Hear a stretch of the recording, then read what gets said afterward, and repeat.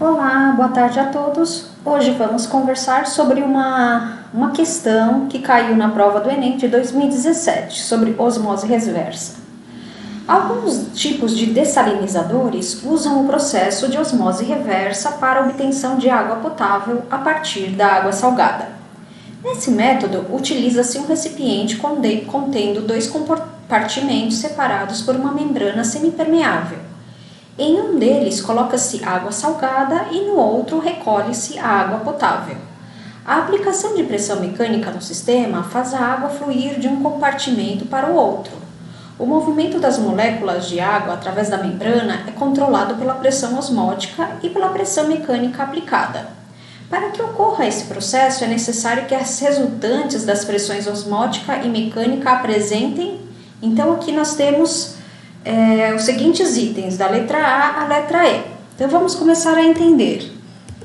Então, eu trouxe aqui um esqueminha que mostra, vamos entender, primeira coisa, o que é osmose, para depois a gente entender o que é osmose reversa. Então, primeira coisa, vocês têm que entender o que é osmose.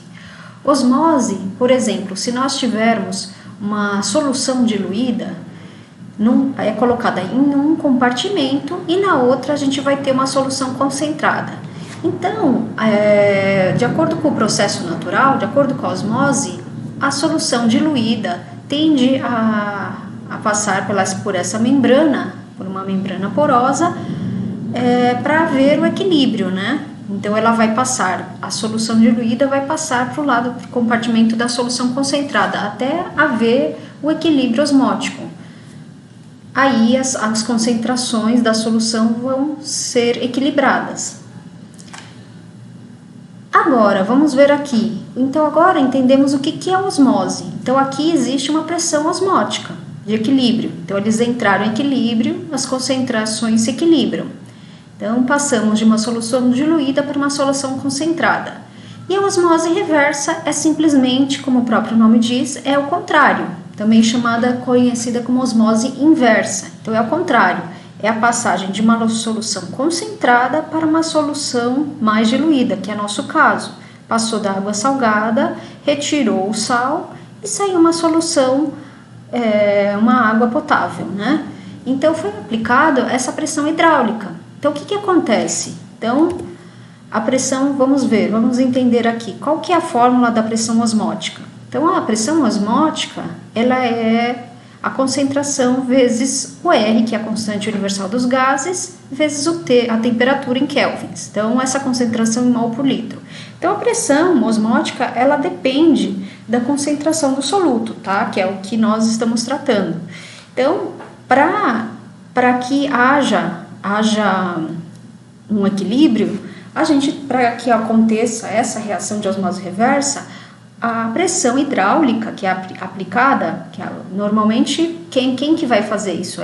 Quem que vai bombear essa água? É uma bomba, né? Então essa bomba ela tem que ter uma pressão muito maior que a pressão osmótica para vencer essa pressão. Então normalmente a pressão dessas bombas são muito altas. Tá? E ela tem que ser, então vai para ver essa produção desse permeado, a diferença de pressão hidrostática, né, que é a pressão hidráulica, através da membrana, tem que ser elevada para vencer a pressão osmótica e em sentido contrário, tá? Então a resposta correta é a letra E, sentidos opostos e maior intensidade da pressão mecânica que vem da bomba que está sendo, né, por onde está sendo bombeado o líquido. Então, vamos passar para a próxima questão. Então, aqui é uma questão de centrifugação. Então, vamos ver o que diz o tema. As centrífugas são equipamentos utilizados em laboratórios, clínicas e indústrias. Seu funcionamento faz uso da aceleração centrífuga obtida pela rotação de um recipiente e que serve para a separação de sólidos em suspensão, em líquidos ou de líquidos misturados entre si. Nesse aparelho, a separação das substâncias ocorre em função de... Então, temos os seguintes itens, da letra A à letra E. Então, primeiramente, vamos entender o funcionamento dessa centrífuga, né? Então ele faz uso, então ele mesmo diz no tema que ele faz uso da aceleração centrífuga obtida pela rotação de um recipiente. Então a gente sabe da física que a força centrífuga é proporcional à massa, à velocidade angular W e ao raio R. Então a gente sabe que é a massa vezes a aceleração centrífuga. Então essa aceleração centrífuga é a velocidade angular vezes o raio, né, da circunferência.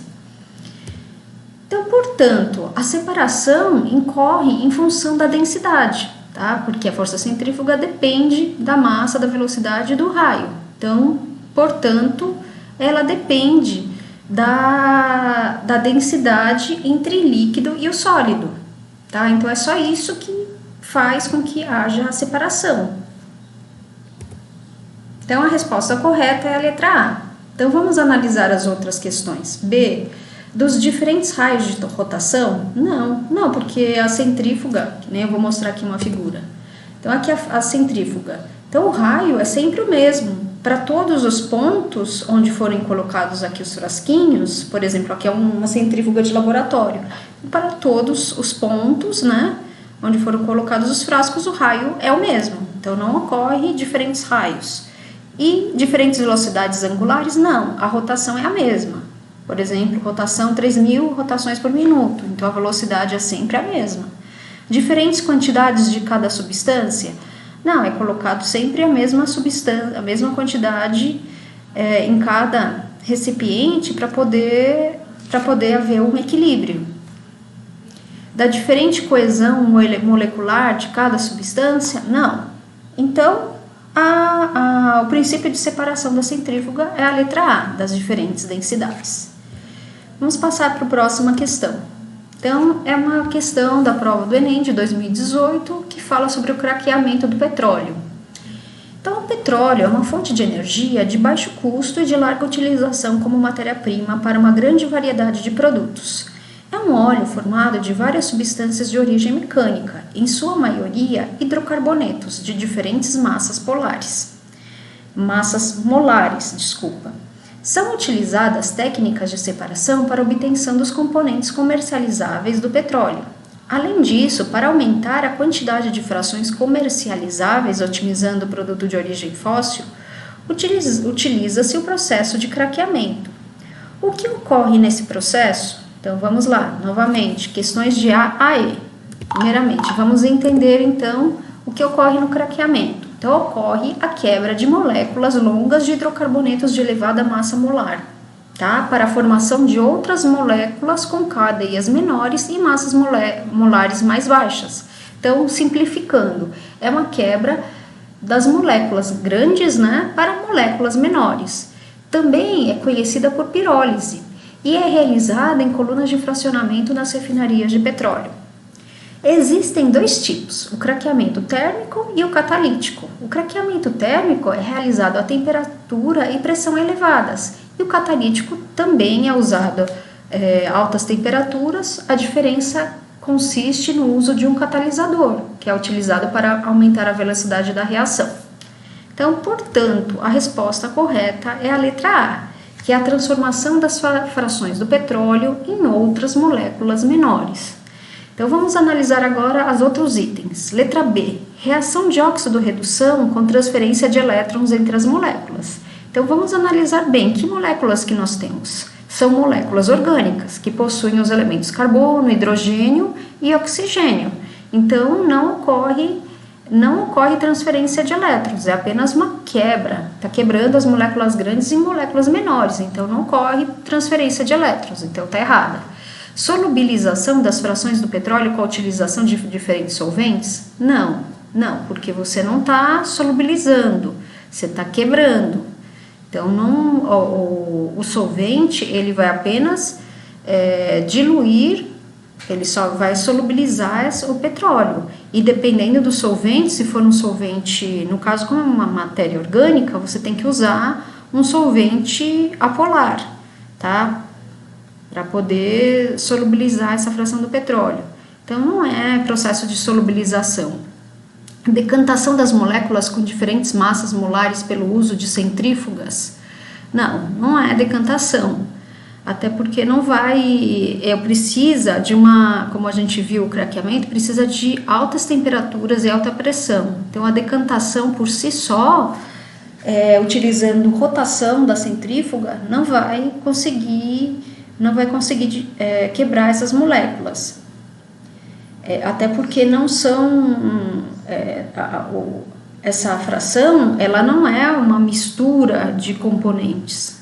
Ele é uma molécula, é uma única molécula, então você precisa quebrar. Letra E, separação dos diferentes componentes do petróleo em função de suas temperaturas de ebulição. Então vamos pensar bem, aí nós temos, não é uma mistura, na verdade é um único componente, o petróleo a gente precisa quebrar.